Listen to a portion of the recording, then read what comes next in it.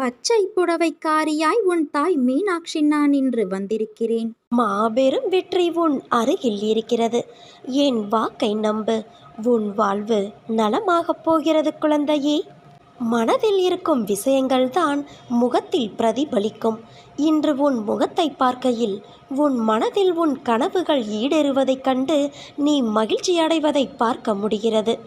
உன் மனதில் என்ன சிந்தனைகள் இருந்தாலும் அவற்றை என்னிடத்தில் ஒப்படைத்துவிட்டு நீ அமைதியாக இரு. உன் மனம் உனக்கு நேர்மறையாகவும் உன்னை வெளியில் சித்தரிக்கும். உன் மனதிற்குள் எதிர்மறையாகவும் சாயலை வெளிப்படுத்தும். உன் மனதை ஒரு கோட்டில் வைத்துக்கொள். இன்பம் என்ற கோட்டின் மேல் பக்கத்திற்கு நீ சென்றாலும் நடுநிலையை மறவாதே.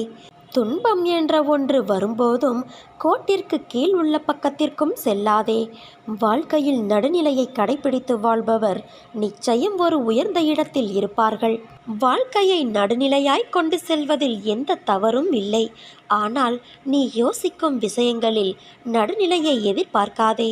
இப்படி இருக்க வேண்டும் என்ற எண்ணத்தை உன் மனதிற்கு உனக்காக வைத்துக்கொள்.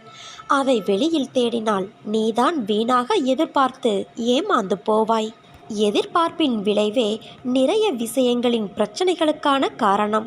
அதை நீ செய்யாதே குழந்தையே. உன் மனம் நிம்மதி இழந்து போவதற்கு நீயே இடம் கொடுக்காதே. உனக்கு நல்லது என்னதோ அதை மட்டும்தான் உன் அன்னையான நான் செய்வேன். எனக்கு இவர்கள் அவர்கள் என்ற பேதம் கிடையாது. உனக்கானது என்னிடத்தில் பொக்கிசமாக இருக்கிறது. அதற்கான நேரத்தில் நிச்சயம் அது உன்னை வந்து சேரும். கொஞ்சம் பொறுமையாக நம்பிக்கையோடு காத்து கொண்டிரு. பிறரை ஒப்பிட்டு பார்த்து உன் சுய மதிப்பை நீ இழந்து போகாதே. எல்லோரும் மனிதர்கள். ஆனால் ஆற்றல்களும் அவரவர் குணங்களும் செயல்பாடுகளும் வேறு. அவர்களின் வாழ்க்கையில் கர்மாக்களின் பங்களிப்பு ஒவ்வொருவருடைய வாழ்க்கையிலும் வேறுபடும். அதனால் வேண்டாததை யோசித்து உன் மனதிலும் புத்தியிலும் மாசை நிரப்பாதே. எல்லாம் உன்னை வந்து சேரும் என் குழந்தையே. நீ எதற்கும் கலங்காதே. உனக்கு எது தேவை, எது நல்லது என்பது எனக்கு நன்றாக தெரியும். உனக்கு எதை அளிக்க வேண்டும், எதை அளிக்கக்கூடாது என்பதை நானே தீர்மானித்துக் கொள்வேன். என் பக்தர்களின் ஒவ்வொரு செயலும் வாழ்க்கையின் ஒவ்வொரு நிகழ்ச்சியும் என்னாலேயே கவனிக்கப்பட்டும் உருவாக்கப்பட்டும் வருகிறது. என்னிடம் பூரண சரணாகதியடைந்த பக்தர்களின் எல்லா பொறுப்புகளையும் நானே முன்னின்று நடத்தி காட்டுவேன். நீ நம்பிக்கையோடு இரு என் குழந்தையே. பிரார்த்தனை நல்லதுதான். அது பக்தியை அதிகரிக்கச் செய்யும். ஆனால் நடந்த சம்பவங்களை எடுத்துக்கொண்டால் தன் பக்தனுக்கு எது நன்மையோ அதை மட்டுமே நான் அளித்துள்ளேன். பிரார்த்தனைகளை விடுத்து என்னிடம் பூரண சரணாகதியடைந்துவிடு. மற்றவற்றை உன் அன்னையான நானே பார்த்து கொள்கிறேன். பயணத்தை நினைத்து வருந்தாதே. பாதையை நினைத்து கலங்காதே. முக்காலமும் நானே உன் துணை. என் ஆசிர்வாதங்கள் என்றும் உன்னோடு இருக்கும். உன் கரம் பற்ற நான் இருக்கும் பொழுது நீ எங்கனம் வீழ்வாய்? உன் வாழ்க்கை சக்கரத்தை சுழற்றுபவள் உன் அன்னையான நான் அல்லவா? பிரச்சனைகளை எதிர்கொண்டு போராட தயாராகிறவன் பாக்கியவான். அவனோடு கைகோர்த்து யுத்த களத்தில் அவன் சார்பாக உன் அன்னையான நான் நிற்பேன். உன் இழிவுகளை நான் புண்ணியங்களாக மாற்றி உன் துயரத்தில் பெரும் பங்கெடுப்பேன். இனி பொறுத்திருந்து நடக்கப் போவதை எப்படி ஆகும் என்று தெரியாமல் திகைக்கும் காரியத்தில் எப்படி ஆனது என்று வியக்கும் அளவிற்கு நான் உன்னை வழிநடத்தி செயல்படுத்துவேன். எல்லாம் சரியான நேரத்தில் உன்னிடம் வரும். பொறுமையோடும் நம்பிக்கையோடும் இரு. எல்லாம் சாத்தியமாகும். ஏன் இப்படி உன்னை நீ கடுமையாக வருத்தி கொள்கிறாய்? நீ இப்படி உன் உடலை வருத்தி கொண்டு என்னை வழிபட வேண்டாம். நான் உனக்கு துணையாக உன்னுள்ளேயே இருக்கிறேன். அப்படி இருக்கையில் நீ படும் துயரங்களை நான் அறிய மாட்டேனா?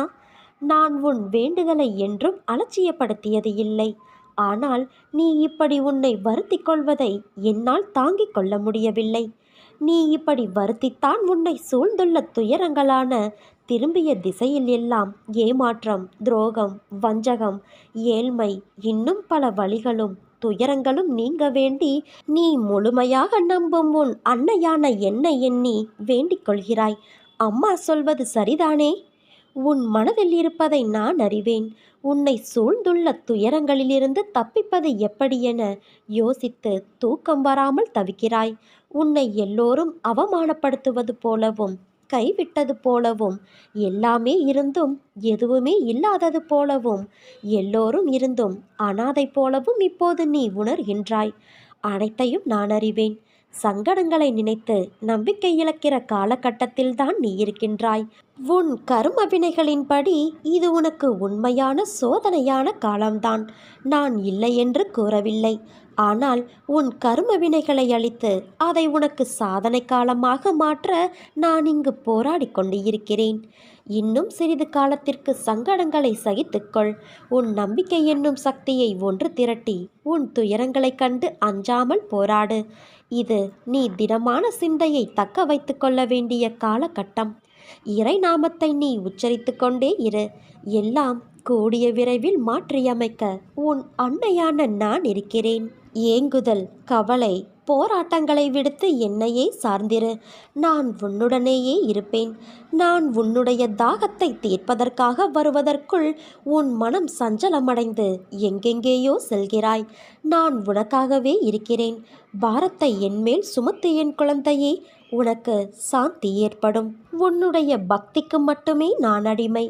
என் மீது நீ கொள்ளும் நம்பிக்கையின் வெளிப்பாடே உன் பக்தியாகும். முழு நம்பிக்கையோடு என்னை நீ அழைத்தால் எந்த ரூபத்திலாவது கண்டிப்பாக நான் உனக்கு காட்சி தருவேன். கடந்து போனதை குறித்து கவலைப்படாதே. அது கடந்து போனது. எதிர்காலத்தில் நீ கவலைப்படக்கூடாது என்பதற்காகத்தான் என் குழந்தையின் நலன் ஒன்றே என் குறிக்கோள் என்று சொல்கிறேன். அதற்காக நீ சோதனைக்கு உள்ளாக்கப்பட்டாலும் உன் எதிர்கால வாழ்வை வளமானதாகவே அமையும் என்று நான் உனக்கு வாக்குறுதி தருகிறேன். உன்னுடைய உழைப்பு என்றுமே வீணாகாது. சிறு சிறு தடைகள் வரத்தான் செய்யும். ஆனால் அது இன்னும் உன்னை மெருகேற்றவே வருகிறது. உன் மனதில் பல வருத்தங்களை வைத்துக்கொண்டு நிம்மதியில்லாமல் நீ தவித்து வருகிறாய். உன் கஷ்டங்களுக்கு எல்லாம் முடிவு காலம் இப்போது வந்துவிட்டது குழந்தையே. கவலைப்படாதே, எல்லாம் சரியாகிவிடும். இது உன் அன்னையான என்னுடைய சக்தி வாய்ந்த சத்திய வாக்கு. உனக்கான சோதனை காலம் முடிந்துவிட்டது. ஏமாற்றங்கள், விரக்தி என எதிர்மறையாய் உன்னை சூழ்கிறது என்று நீ நினைக்கிறாயா? கவலை கொள்ளாதே. இருளில் இருந்துதான் உதயம் பிறக்கும். அதே போல நேர்மறை தெரிவது உன்னிடத்தில். பௌர்ணமி, அமாவாசை என இரண்டுமே உலக மனிதனின் வாழ்க்கையை சொல்லும் மிகப்பெரிய உதாரணம். பௌர்ணமியிலிருந்து அமாவாசை வருகிறதா அல்லது அமாவாசையிலிருந்து பௌர்ணமியா என்று நிர்ணயித்து சொல்ல முடியாது. இரண்டுமே ஒரே காலக்கணக்குத்தான். வளர்பிறை, தேய்பிறை என்று. அவற்றைப் போலவே மனிதன் முன்னேறுகிற காலமும் இருக்கும், சறுக்குகின்ற காலமும் இருக்கும். இரண்டும் காலங்கள் நிர்ணயிக்கப்பட்ட விதி. அதுதான் உன் வாழ்க்கையில் இப்போது நடக்கிறது. உன் வழிகளை கண்டும் நான் எப்படி அதை எடுத்துக்கொள்ளாமல் இருப்பேன்? எல்லாம் நன்மைக்கே என்று நம்பு. உன் நம்பிக்கையும் பொறுமையும் தான் வாழ்க்கையை வெற்றி என்னும் திசையில் பயணிக்க வைக்கும். நீ எல்லா செல்வ வளங்களையும் பெற்று சீரும் சிறப்புமாய் வாழ்வாய். இது உன் அன்னையான என்னுடைய சத்திய வாக்கு. உனக்கு வரும் துன்பங்களால் நீ துவண்டு போகாதே. நடப்பவையெல்லாம் உன் நன்மைக்காகத்தான் நடக்கிறது என்று நம்பு. நீ உன்னுடைய கஷ்டமான சூழ்நிலைகளையெல்லாம் கடந்து உன் வாழ்க்கை பாதை அன்பு நிறைந்த அழகானவையாய் மாறும். இது உன் அன்னையின் வார்த்தைகள். சதா சர்வ காலமும் நான் உனக்கு பின்னால்தான் உனக்கு உறுதுணையாக நிற்கின்றேன்.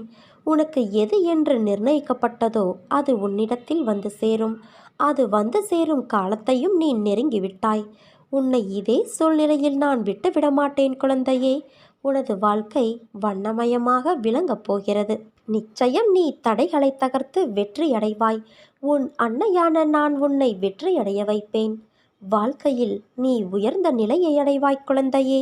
லட்சியத்தை நோக்கி அசைக்க முடியாத உறுதியோடும் பொறுமையோடும் செயல்பட்டால்தான் நீ வெற்றி பெறுவாய். நீ பிறருக்கு செய்யும் தன்னலமற்ற நன்மை என்ற ஒன்றினால் உன்னுடைய கர்மாக்களை நீ கரைந்து போக செய்ய முடியும். நீ ஒரு அடி எடுத்து வைத்தால் உனக்காக நான் 100 அடி வைப்பேன். இதை நீ நடைமுறைப்படுத்திப்பார். விரைவில் உன் பிரச்சனை தீர்ந்துவிடும். நான் உனக்கு அடிக்கடி கூறுவது, நீ செய்யும் எந்த காரியத்திற்கும் பலனை எதிர்பார்த்து செய்யாதே என்று. பிறகு அவர்களுக்கு நான் என்னவெல்லாம் செய்தேன், ஆனால் அவர்களோ எனக்கு தீங்கு இழைத்து விட்டார்கள் என்று புலம்பாதே. அவரவர்கள் செய்யும் செயல்களுக்கான பலனை அவர்கள் நிச்சயம் அனுபவிப்பார்கள். விவேகத்தை கடைப்பிடி, தெய்வ பக்தியோடு நீதிக்கு கட்டுப்பட்டு வாழ். இதனால் நீ என்றும் தாழ்ந்து போக மாட்டாய். தீமையை சகித்துக்கொள் குழந்தையே. இதனால் பாவ கணக்குகள் ஒவ்வொன்றாக கழிந்து முடிவுக்கு கொண்டு வந்துவிடும். இதை நன்றாக புரிந்து கொள். துன்ப நிலை மாறி இன்ப நிலையை நீ அடையப் போகிறாய். உன் நிலையை உன் அன்னையான நான் மாற்றி அமைப்பேன்.